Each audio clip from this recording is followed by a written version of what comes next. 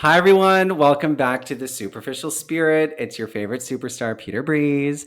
And today I am joined with one of my super famous designer friends, Evan Clayton. How are you, Evan? I'm great. How are you, Peter? I'm good. I'm good. I'm excited to have you here. I've been wanting to reach out to you for a while. Um, I feel like we have a lot of crossover in our lives, both being from Vancouver and recently watching your new collection via social media was really exciting. And I felt like the right time to invite you on. So thank you so much for being here. Of course. Thank you for having me. I'm glad that you watched via social media. You know what? I don't know how else to do it. And let me just start there because I feel like as a creator, when I first started being creative in a way that I was like taking ownership of like my vision and I was in the club scene and I wanted to be a pop star and I was a club kid and I was everything that I did was very tactile because it was in real life. Like Facebook was around, but I had already been in the club scene for years before social media came on. And so I remember like the transition from I need to go out every single night to make sure people know my name to, oh, I can just start posting and maybe not necessarily go out every night. But now I really, really struggle with like feeling pressured to take a creative idea and figure out how to blast it through the social media platforms because a podcast or a song or whatever it is that I'm inspired by is really easy for me to come up with and want to share. But if you want to share it with a lot of people and you really want to grow your audience, you need to use social media. And when you say thanks for watching through social media, it's great that I can see what you're doing and I don't need to physically be at the fashion show. But is that something that you deal with when it comes to being a creative person, like your relationship with social media? Tell me about that. Oh, absolutely. Like my relationship with social media is placid at best. um, so I worked really hard for this show to really increase my social media presence to promote it because for the first time in my career, I didn't have Fashion Week to back me up. Like everything that I did for Inferno was solo, and so it was all of my money and it was all of my time. And the way that I was going to make that money back was through selling tickets to the show. And people aren't going to Mm-hmm. go to the show if they don't know what the show is or if the show is even happening. So I really had to push myself on social media, and luckily had a lot of help. And Parker McMullen, the great Jane Smoker, Mm-hmm. was really key to that because he's really great at social media and he's as a PR maven these Yeah. days. So yeah. He definitely set the tone way back when Instagram was first blowing up about taking Jane Smoker and making her this brand, which I had never seen before. And oh my God, Jane Smoker comes up a lot on this show because she's been so influential to so many people, drag queens, designers, promoters. Like she just had such a big presence in the Vancouver scene, well, the Canadian drag scene, international, if you count all of her followers. But it seems like Well, to she some was in people, Texas once. oh, I remember that, Hanny. Oh, that was a trip. Holy moly. Oh yeah, there's some stories there. There was like people in the bushes, and we had to get ready in like a back room of a hair salon for the Spice Girls show. It was wild. But it's good to have somebody like Parker. I always felt intimidated by Parker in social media because it just seemed to come so easily for him. It just was like Mhm. Jane Smoker is this. I know exactly how to put it on Instagram. I know exactly. It was like, how do you and how is it that some people are creative that comes naturally, but it doesn't necessarily translate to social media? It's like to me, it's like figuring out a math equation sometimes. Mhm. Oh, same here. Like I'm not great at social media. Instagram, fine. It's easy enough. To take a pretty picture, post it. Great. Bing Hmm. bang. Twitter, TikTok, all that shit, not a clue. And so I remember me and Jane had lunch one day, and she was like, "Well, what's your social media plan? What is your goal for this show?" And within 20 minutes. There was a calendar, there was daily drops. She had all these ideas for TikToks and for Instagram reels and all this other stuff. And I was like, you did this in 20 minutes, and this would have taken me months to figure Oh out. my gosh. I need to call her after this and be like, help. TikTok, especially. I feel like people spend hours and hours and hours and hours with that content. It's not just Mhm. taking a nice picture or even doing like reel. It's like these are fucking mini movies. Who has the Yeah. time? Who has Crazy. multiple phones for multiple camera angles of the Oh my same God, thing? thank you. Like, what the fuck? And I was even watching podcast clips and I'm like, okay, people have like multiple camera setups in their home to do this. But it's like you can be judgmental about social media, which I am, but it's intimidation. Like I'm judgmental because I don't get it and I want to, Mhm. but also you have to really dive in if you want to reap the rewards of it. Like I think if you do half ass, then that's what you get. Like if you really want to Mhm. be a content creator, you need to dedicate the time it takes to learn the platform, learn the trends, figure out your flow, figure out your brand. And I feel like that is just a lot to add on to already trying to do, weekly or biweekly episodes. And I can imagine as a Mhm. designer too, it's like, can I just put my collection together first? You know? Oh, literally. And like, every time that I work on a custom project, for anyone, I'm always in the back of my head like, this would make a great reel. This is content that I would love to watch on TikTok or Instagram. And then I finish the project and I'm like, I didn't film any of that. So, Can we just refilm that, please, really quickly? Yeah, I totally get that. But I loved all the content around Inferno. It was like dark. It was cool. I love the queens, and we'll talk about the queens later. But another sort of idea or question that popped up is, the black and the red and the Inferno. Like I'm getting hell, I'm getting demonic, I'm getting the dark side of blah blah blah blah blah. And I remember when I released my second album, I was really in a place where I was so into upside down crosses, Illuminati, 666. A lot of my friends were witches, and I was so fascinated by like just the darkest, of like partying really hard, watching these crazy videos, and just letting that fuel me. And when I was seeing the Inferno promo images and the outfits, I'm like, oh, I wonder if Evan was like super in that headspace of like the darker side and then taking that inspiration and making something beautiful. Yeah, definitely. I first started designing Inferno before the pandemic began. And so Inferno kind of actually, not to go back to Jane again, but to go back to, it actually started when Jane left drag, because I'd always considered Jane as like a muse.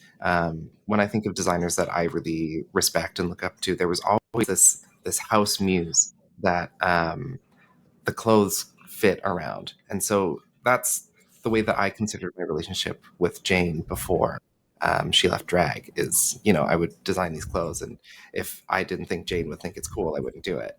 And so What would when Jane Smoker do? uh, literally.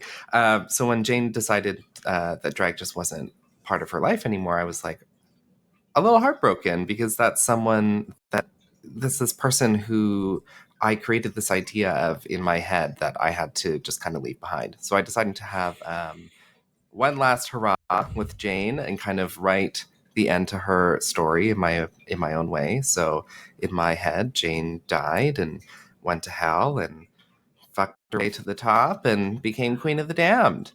So Oh my that God, was I really the love that. so that was really the genesis for Inferno. And then obviously as the pandemic happened, I had to kind of approach my relationship to this collection differently, approach my um, thought process for one, how I was going to design it, and two, how I was going to release it differently. So initially, I had planned on um, creating like 6 or 7 miniature collections and photographing them and doing a drop every couple months. But literally, the day that I got the finished images from the first set of photos, and those are the ones that I used to promote the show with. The vaccine came out, so I was like, okay, well, I'll just wait. Wow. So, um, so I've been, just like tinkering away at the collection here and there between seasons Drag Race, and yeah, then I put it out and was finally able to do the show that I have always wanted to do. Was it hard to be patient and like know that you're working on something that I assume you're really excited about, and then having the pandemic sort of like the roller coaster we were all on? What was it like for you to like want to release it and then have to wait constantly? I actually thought of it as kind of a blessing. Okay. Something that I've never been given in my career is time. Because when I started showing at Fashion Week, it was this like constant hamster wheel of every 6 months there has to be a new collection. Every 6 months that collection has to be top tier. And it was just over and over and over again. And to be honest, before the pandemic began at the end of 2019, I was kind of feeling a little burnt out, and I was considering not leaving fashion behind, but taking a break because I needed it. My body needed it. My mind needed it. I didn't feel inspired in any way. And so having, the world force you to sit down and I'm not going to say relax because there was a Yeah. lot of work to do during the pandemic, but being able to sit on this collection and mature it and gestate it with the time that I was given, I think was great. And I think that I ended up making a much better collection for it than if I had, Mm. only spent 6 months on it. Yeah, there's a pressure. I've talked to Jason Matlow about this in the past, is like the constant need to pump out. And it's like, again, it's not just the process of like conceptualizing an idea, a garment, a collection, sourcing the materials, actually making it is such a friggin' long process. I was gonna say it's not just Mhm. like creating a reel or a post or like something that you can do in a day, you know? Mhm. It's a very thorough process. And if you want to be remembered and if you want to stand out, it has to be high quality and it has to be super conceptual. Like, I feel like there's a lot of designers out there that I would probably never even know of that maybe have dresses or shirts in shops, but it's like nobody knows because it's that Mhm. practical daily, whatever, not standing out, just like getting it to the masses. And then you have people like you who are like, this is art. It's something that you're saying. You're trying to like start a conversation. And that Mhm. is almost like a mind warping idea to like think of something and then create clothes and then put them on like specific people that you feel embody that idea and then create a show. It's like you have to check so many boxes to get an idea collection out there to people, and the idea of doing it every 6 months is like, how, unless you have like millions of dollars and a whole team and you can just like roll through it. But as like a independent person, damn. Mhm. Yeah, I am. Would like to state that I do not have millions of dollars and a huge team behind me. I have my meager wage that I have earned throughout the years, and Yes. myself and a couple people who help me out from time to time. But 90% of what you saw on the runway in Inferno, I made myself. So it was 24 looks, so that was the biggest collection that I've done. Um, Wow. and so 24 looks, well, 27 if you count me making looks for Ken, Gia, and Jane to perform in after. That doesn't happen in 6 months with one person. It's just impossible. That's too much. Yeah. It's like when you Yeah. say that the amount of garments, it's like, yeah, that's crazy. What do you like on show day when you wake up and it's time for it all to come to life? I'm actually pretty chill. Like, Okay. I'm very much a pre-planner. I never like to be sewing the day of the show. So I try to have everything packed away and, I's dotted, T's crossed as much as I can the night before the show, because I know that if I'm the day of the show, that's just going to be a mess for me and Yeah. everyone else involved. So I find that on show day, and this is kind of like a running theme through fashion, is that you have to hurry up and then wait, and hurry up and wait through every hour of the day. So, in the morning, I'm hurrying up, picking up like food and water and snacks for all the models backstage and hair and makeup, and then I have to wait. And then once I have access to the venue, I have to get up there and I have to set everything up, and then I have to wait. And then I have to get all the hair and makeup ready and coordinated and make sure that models are going back and forth between hair and makeup, and then I have to wait. And then finally, the time comes to dress the girls for the show or the models for the show. And that, I usually only have like 20 minutes to put all the clothes on, which sounds like a lot of time, but that 20 minutes runs out really quick. And then it's showtime. And so usually I'm really calm and chill until about the hour before the show. And then I'm a fucking nightmare. I'm the worst. Give me an example. Okay, so I was lacing Kendall into her outfit for the show, and as I was lacing, the laces were super long, and so I was like pulling them through the eyelets, not tied into the ends of one of the strings, and I couldn't get it through the next grommet, and I literally just stood there and just immediately like silent Adele style tears, and Kendall's trying to like have a conversation with me, and I'm like, yeah, this is great, this is totally fine. And then I definitely yelled at a volunteer dresser after that, which was not fun. You know what? Out of all the things I've seen in a backstage area, that is not the worst. So I think that's okay. No, I don't think it's the worst either. But the thing is that like, so many people in fashion deal with disrespect from designers all the time, and I never want to be that person. So I try to make the process as easy and calm as possible. So if I only have one outburst in a show, Yeah. And like it's silent tears and it's an Adele moment. Yeah, please, let's just actually have more of that and get somebody to film it for social media. And you can use Adele music, Henny. perfect. The idea of fashion models and models has evolved so much. Like, Mhm. I remember growing up super skinny, like Kate Moss, The Waif, Nicole Richie, when they were like that whole Hollywood era that I always talk about. Super skinny, Rachel Zoe, that like skeletal Mhm. frame. And now we're in a phase where like body positivity is a bigger part of the conversation. So, what do you look for in models? Well, it definitely changes season to season. It depends on what I need, like what my needs are for the collection. So for this season, because I showed a lot of corsets, I actually needed someone with a bit more meat on their bones, and I needed a bust and I needed hips, because with corsetry, um, you don't really get that extreme hourglass figure when you put a corset on someone who is 110 pounds, because Yeah. there's no flesh to redistribute to create that Yeah. hourglass shape. Corsetry is all about illusion, and if there's nothing to Yeah. do an illusion with, then you know. I was very lucky this season to be sponsored by Liz Bell, which is an agency here in Vancouver that has a lot of incredible models, and they were all so great to work with. So I got to work with so many people that I've been really lucky to work with over the years, like Silk and Chu, who is a model with Liz Bell that I've worked with many times with freelance clients in terms of design. Like she is the face of Christine Lingerie, which is a brand that I design for.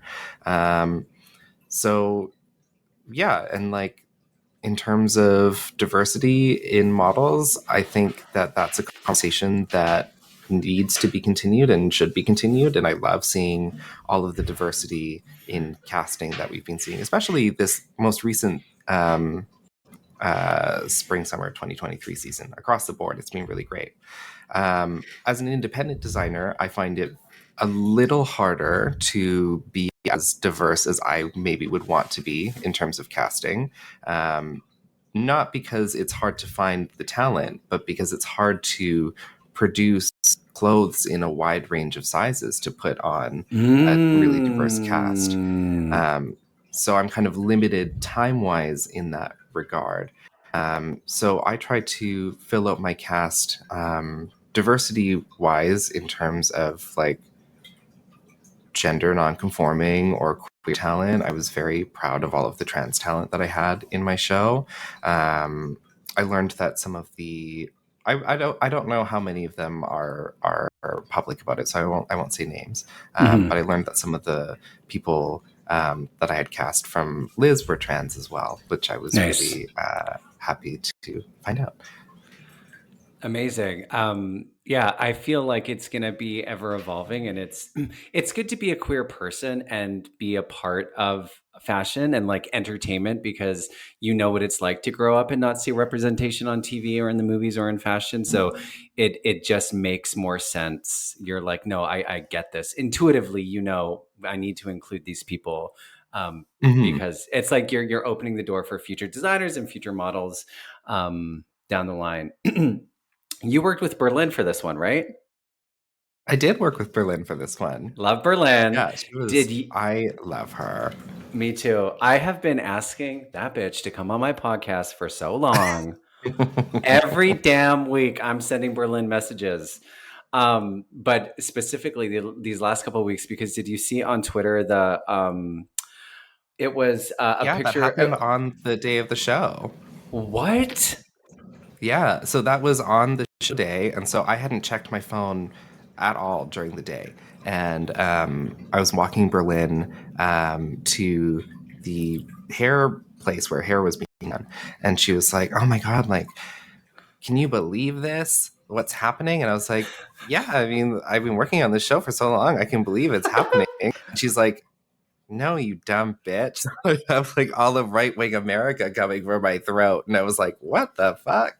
But I mean, it so was wild. literally like millions and millions and millions of people on Twitter um, were commenting, and it was so surreal to see. I mean, a few of my friends have become famous.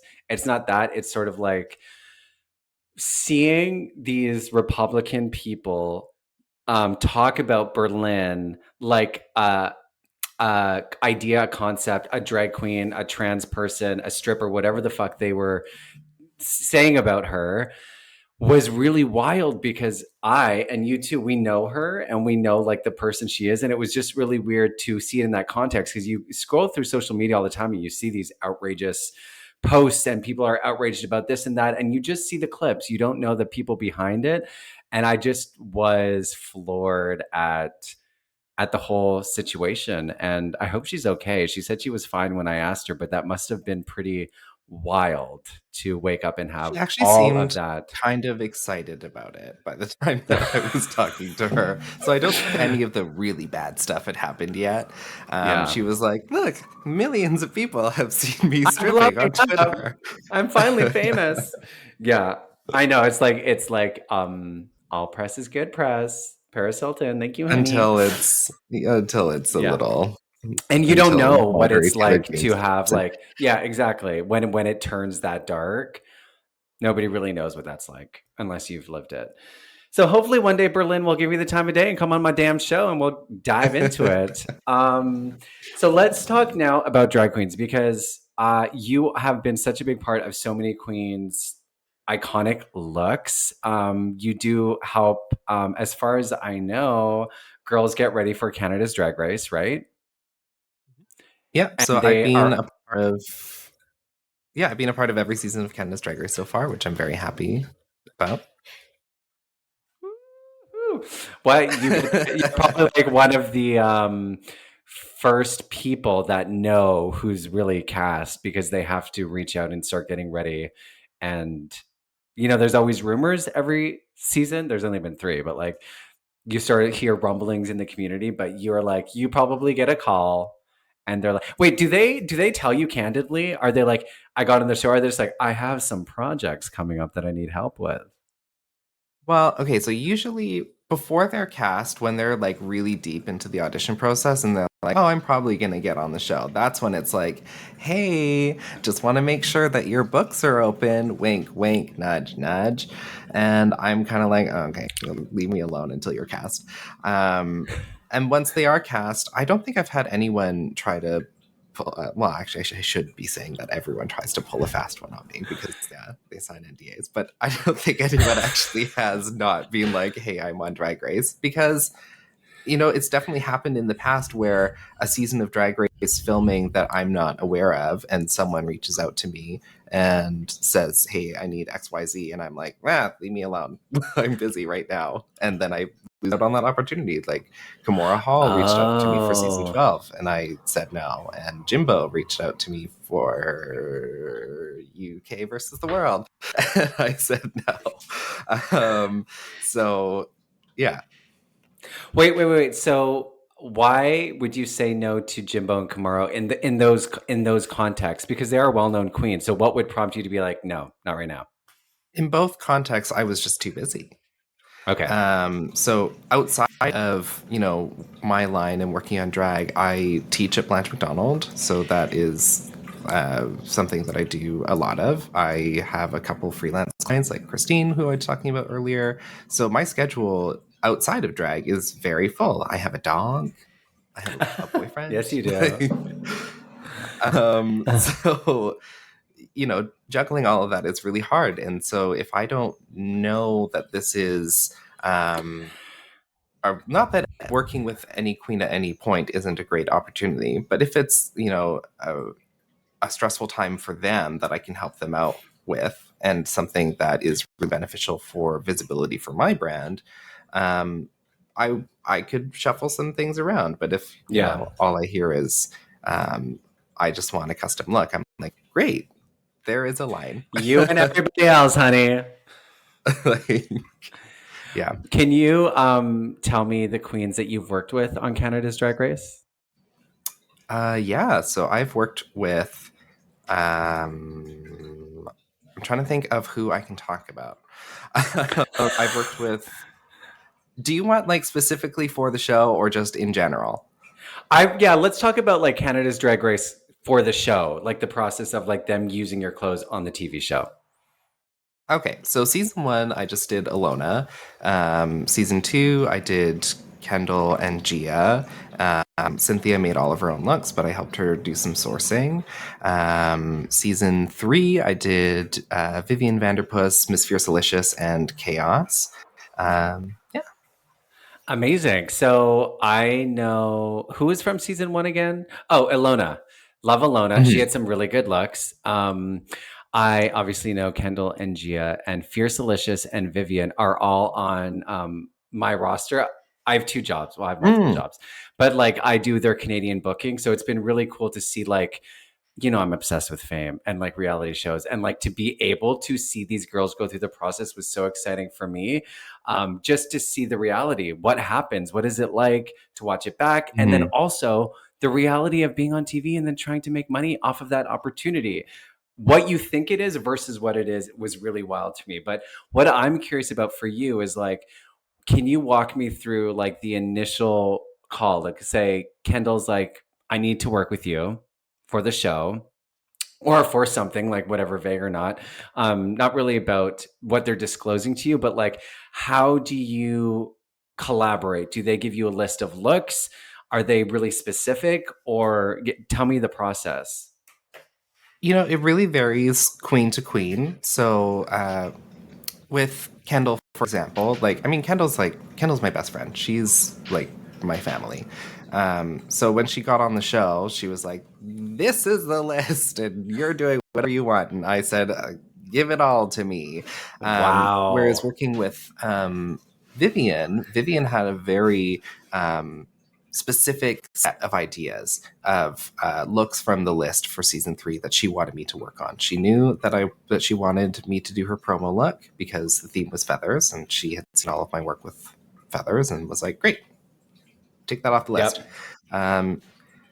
She really liked all of my armor pieces that I'd shown before, so she wanted me for the fantasy runway to do like an armored something.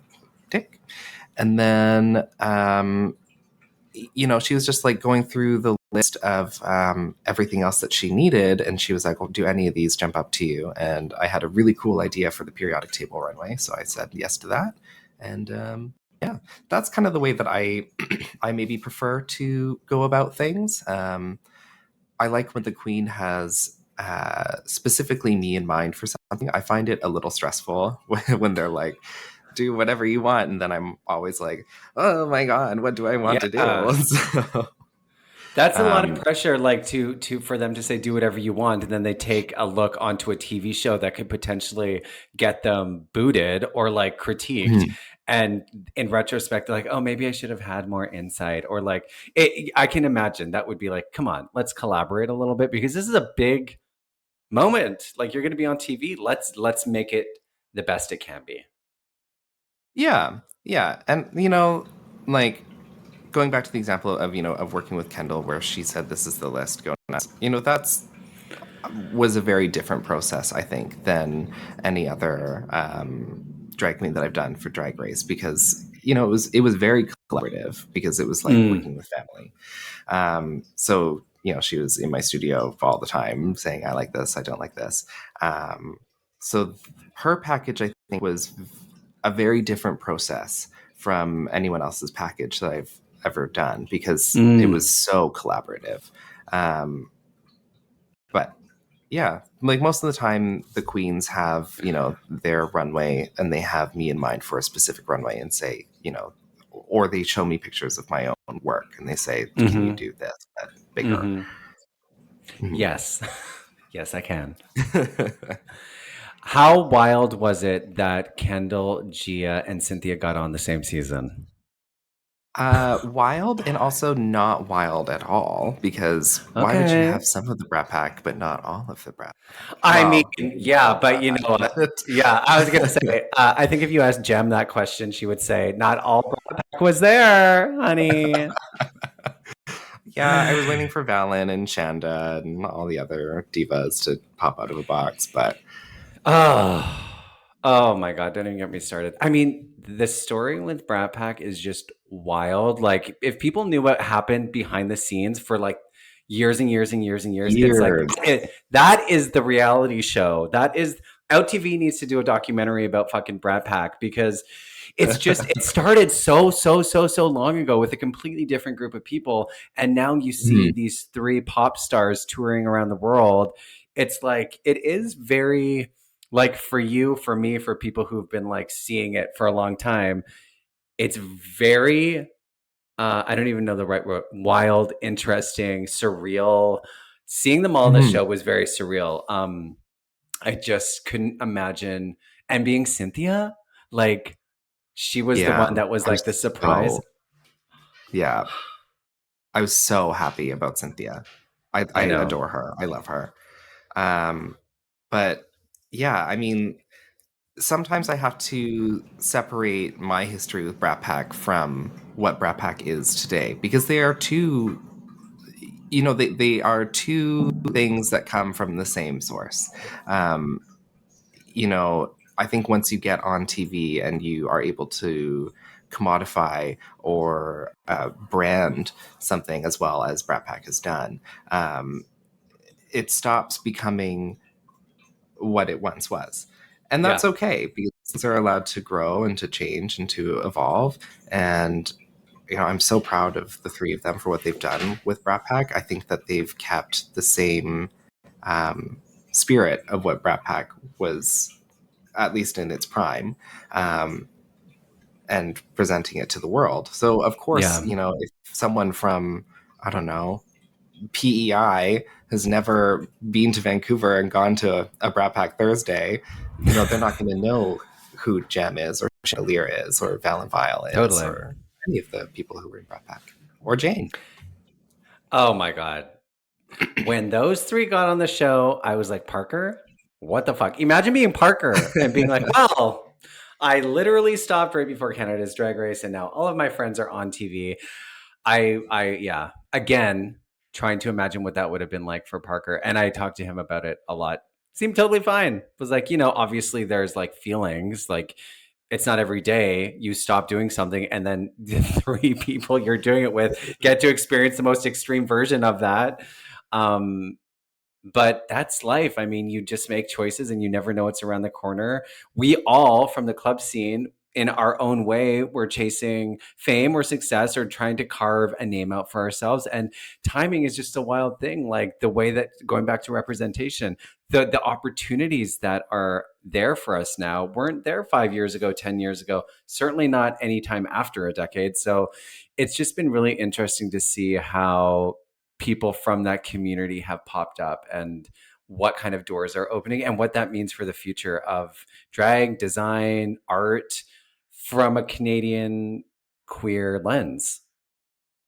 But that okay, so that's something that I think about all the time. Like when I think of, queer culture in regards to fashion and drag, maybe because it's so saturated in my life, I don't think of it as being this shocking thing. But when I factor Canadian into the question, that's when things get a little murky for me because I find that globally, Canada is never taken quite as seriously as anything else is. So to be this queer Canadian fashion designer who is pumping out content and competing with the giants of the American industry. It's hard sometimes, but I think that what Canada's Drag Race has done for uplifting queer creators, not just drag queens, but hairstylists, designers like myself, makeup artists, I think it's been a really great platform to showcase Canadian talent on a global scale.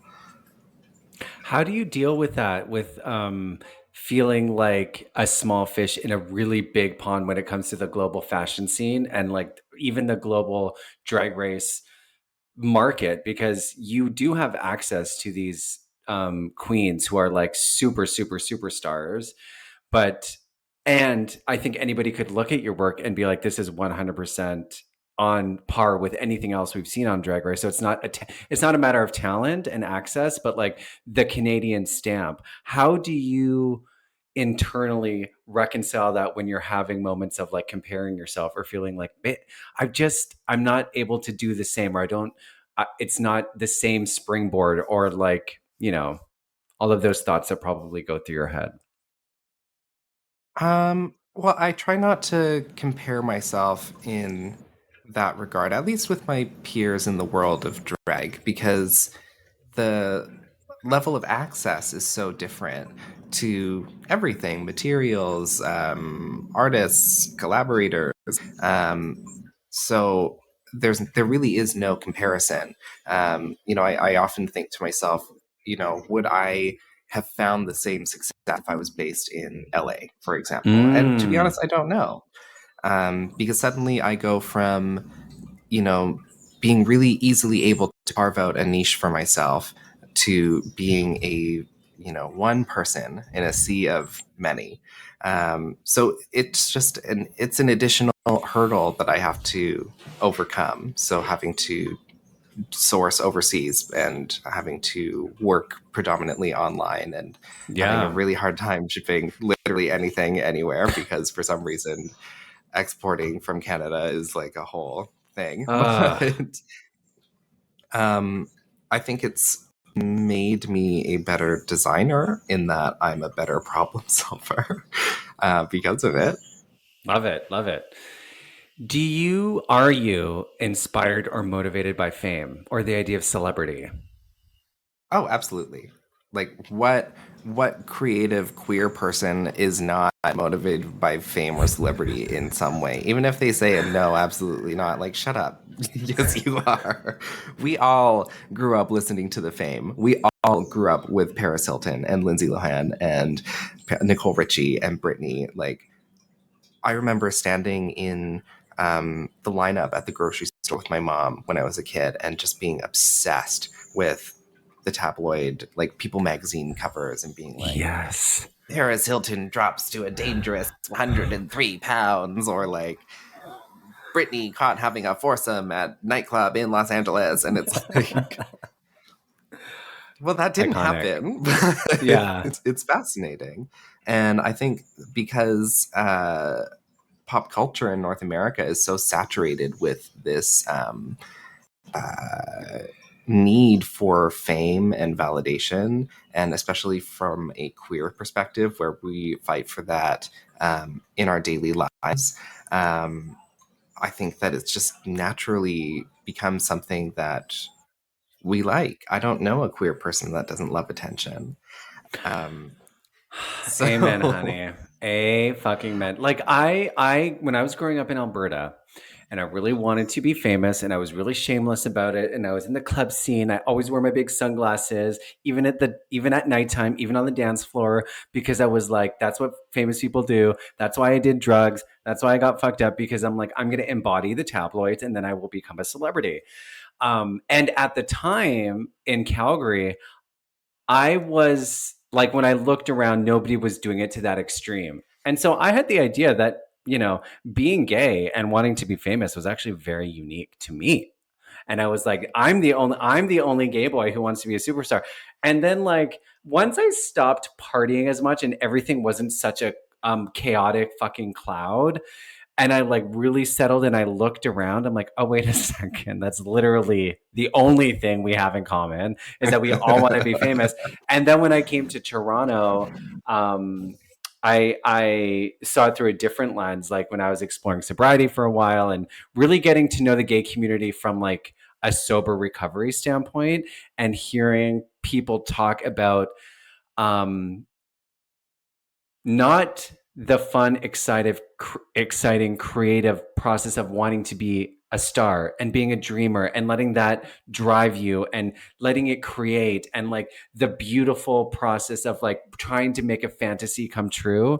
The other side of that, that's the desperation that if I'm not famous or if I'm not successful, I'm nothing. And then you get like, you know, dangerous behaviors that are trying to cover up for those feelings. That was a huge moment too, because I'm like, damn, it's not like for so many years, I thought fame and celebrity was just such a cool, exciting, never ending well of inspiration. And then as you get older and you see the different paths people take and what it can do when you do that, and also seeing like Free Britney, like what it does to these actual mhm. celebrities, you start to see it through a new lens, and just realizing that so many gay boys, I'm going to say gay boys because that's what I am, how bad we want that validation and how few of us get it. And what that Yeah. means when you move into your 30s and 40s and you look back, I didn't become a star. I didn't even come close. Like, I feel like I did. I had my moment and it was great. And I love that. But like, there's a lot of people out there who, for whatever reason, didn't get to the big city, didn't have maybe a particular talent to make them stand out. Maybe they were super shy, they had social anxiety, but they still want it as much as like me, you, Jane Smoker, Kendall, Gia, all these people that have been able to some way, feed that part of ourselves. But it can be dark and it can be sad. Mhm. Yeah. I mean, absolutely. Like that yearning for that desire is always the thing that leads you down a path of bad behavior. And I'm you know, in my early 20s, I didn't party probably as much as other people in the scene, because I don't know, I'm really shy. God um bless you. and also, seeing Kendall go through what she went through when she um you know became sober, that Hmm. really was like, okay, well, that's a path that I want to go down, because once Kendall stopped partying, she just got better and better and better, and I wanted that for myself too. So she really inspired me to. um, I don't identify as sober. I'm definitely not sober. Like, I Yeah. drink, but I no, I don't do drugs. But she put all of her energy into the work, and that's Yes. where I put all of my energy. Yes. Exactly. It's so important. When I started this podcast, and I've been lucky enough to talk to people who are famous, more famous than I ever was, are like experiencing it in a real way. The number one thing that people say is like, it's not about fame, because if you're motivated just to be famous, then you'll do anything to be famous and you'll be, Mhm. a fucking messy club kid as an example. But if you focus on the work and fame comes of it, you're just working on more solid ground. And somebody like Kendall is such a great inspiration because there was a long time when being sober wasn't cool or wasn't even a part of the scene. And I think because of Hmm. social media, we've become more hyper aware of how we're being perceived. And, the idea of being a drunk, high, messy person is harder to brush off when you have all eyes on you. So for somebody like Hmm. Kendall to like be sober, be open about it and thrive is such a good Hmm. example so that people who are going into the scene now don't think I have to be Lindsay Lohan to be famous. I can be a sober, highly functioning, creative person and still be a superstar, which seems like common sense, but it wasn't. Definitely was not for me. I had no sober people around me that I thought were cool, that were doing cool Hmm. things. Everybody that I looked up to was in some way or another completely chaotic, whether it's drugs, mental health, fucking crazy lifestyle. And so that's what I thought. You need that in order. Chaos equals greatness. But we know that that's not true now. And thankfully, we have more examples like Kendall. Exactly. Yeah. And, working with a clear head always makes me work better. Balance is a beautiful thing. So you've worked with lots of famous drag queens. Drag is a big part of how you bring your brand to the world. Who are your like big celebrity inspirations, or who do you love to work with?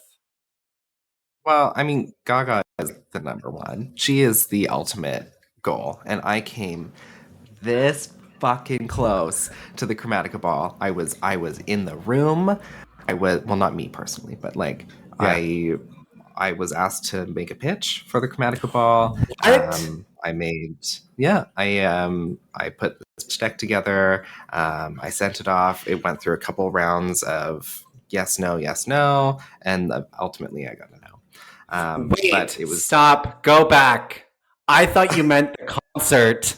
I thought you meant the concert, but you're talking about you were no, asked to I'm pitch talking your about, designs for Gaga. yeah, for the concert. I need a I need something to calm me down. I need a pill. Tell me how that's tell me I need to know all the details. How did this happen? Okay, so when did this happen? I want to say it was like right before the pandemic, like days before the pandemic. Um, uh, I was asked to send some pieces and make some pieces for House Labs, her makeup line. Who So asked you? Like her who reaches stylist assistant. stylist assistant? Okay, got it. So yeah, so her name is Gianni. She is lovely.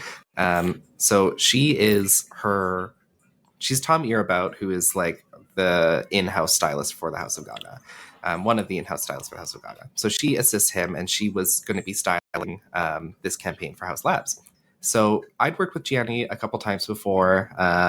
We did a poll for the Pussycat Dolls when they were going to be doing a thing, and then that obviously never happened.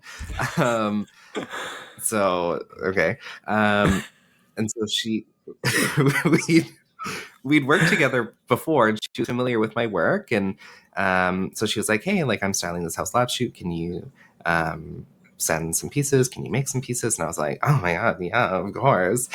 So I was in the campaign. Not me. My stuff was in the campaign for the Stupid Love palette, which is super exciting. And so she works with Gaga's team a lot because she assists Tom, who is like the main stylist.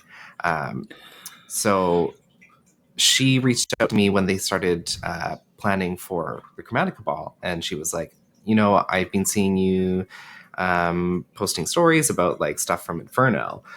This is before I'd even like launched the Inferno campaign. And she was like, I think it's really cool. I think it's a really good vibe for what we want to do with Chromatica. So can you put together a pitch deck? And I was like, absolutely. So I think I sketched like 5 or 6 looks, and then included the lookbook from Inferno, and I sent it off to them, and they were like, "Yeah, this is so cool, man." But when you're designing for a production of that scale, there is so much that needs to be considered in the design of the garment that wasn't necessarily considered Oh. in the actual lookbook for Inferno. So while yes, I could absolutely tweak and change things to make it appropriate for stage, because I mean she has to get changed in like 30 seconds. Yeah. So unlacing her out of this insane corset probably isn't feasible in 30 Right, right, seconds. right. Um, so that was like the main reason why I got cut. They just didn't think that it was physically possible. And also, the deck that I had designed was very much inspired by Chromatica, the album experience that had been presented thus Okay. far. So it was very bright and colorful and poppy, and nothing, they just said, what do you think fits in with Chromatica? And nothing had been said about this being like a theater of pain and Totally. Very different Aladdin. vibe. Yeah. So, yeah, I think that's another reason why I got cut. I cannot believe that story. But you know what? Being cut because of fucking practicality is not a bad thing. Because then when they I don't, need I, something that yeah. is like a standalone, or maybe like in the future when she goes on another tour and she releases another album, you can keep that in mind. Like the fact that you were that close to Gaga speaks volumes about like your work. And also, wow, such a surreal thing. How did you keep your composure when you were friggin' doing this? I would like, oh my God. I didn't. Because, working with her has been my dream since I was like 15 and obsessed with the fame and listening to paparazzi over and over and over again. She's always been it. Like, she is the goal. And I've always said, like, I've ticked a lot of boxes in my career that I'm very happy about. But as soon as I get her, I am done. Nothing will ever Oh, it's top gonna that. happen. It's gonna happen. I Have hope so. you met her ever? No, I've never met her. She was at the Odyssey, and okay, so I was this is a really embarrassing story. I was on the cover of Extra West when Extra West was a newspaper in the 1800s. Mhm. And then the very and then the very next issue, Lady Gaga was on the cover. And I was so Wild. mad.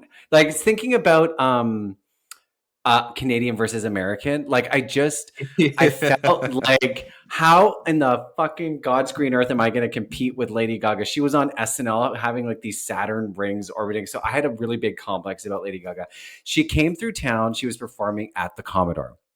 And all of my friends were so excited. They just couldn't wait to go. And I was like, I'm not fucking going to see Gaga, blah, blah, blah. Even though I really, really liked her music. And I thought she was really fucking cool.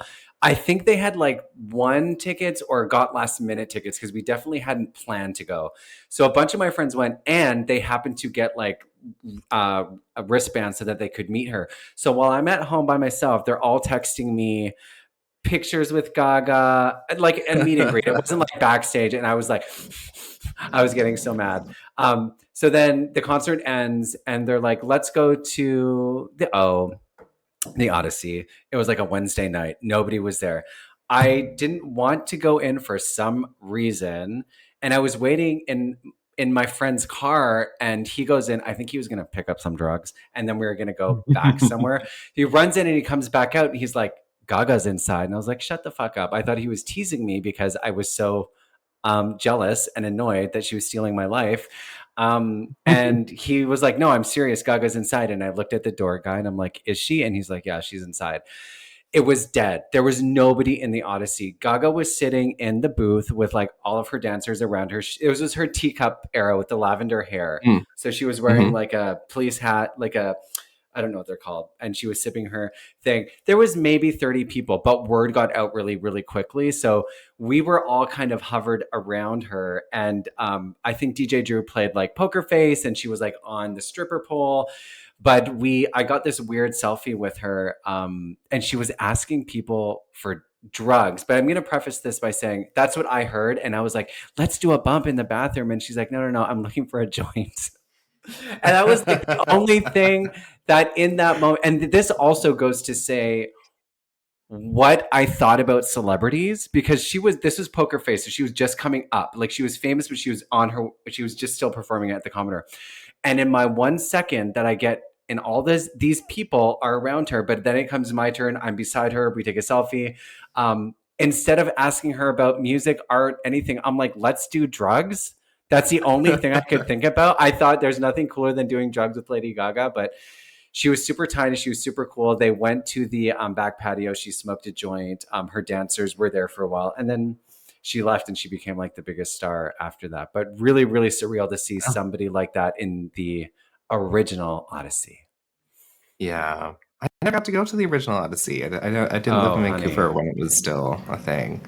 Well, And I you hear missed stories about it out. all the time, and I'm like, yeah, It was apparently. like, yeah, it was like, it was just, yeah. I'll tell you some stories. I got too many to tell, but it was wild. It was like, but I think it was wild, but also it was before social media. And I do think that that matters. Like people were a little bit more loose in what they did in public. Now I think people are constantly fucking filming each other. So I think they're a Yeah. little bit more guarded, but it was a fun time. Anyways, thank you so much for being here, Evan. I loved talking to you. I think what you do is so cool. And after talking to you for an hour, I'm so excited to see what you do next. It's just wild to hear that Gaga story. And like the one thing that I've learned in my life is like momentum.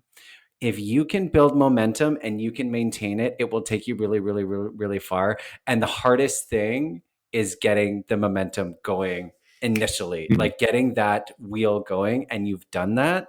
So you just got to keep doing it. And you're just going to go up, up, up and away, honey. Oh, thank you, Peter. Hopefully, No, it's going to I be can great. drive the car. Yeah. Yes, and we'll all be screaming. You'll be like, well, I was going to say you'll be like the queen, but she said you'll be like a royal person waving to all of us people on the streets of Vancouver. We'll say, yay, yay, yay, yay, yay. But no, thank you so much for joining me. Of course, thank you, Peter. Okay, I'm going to press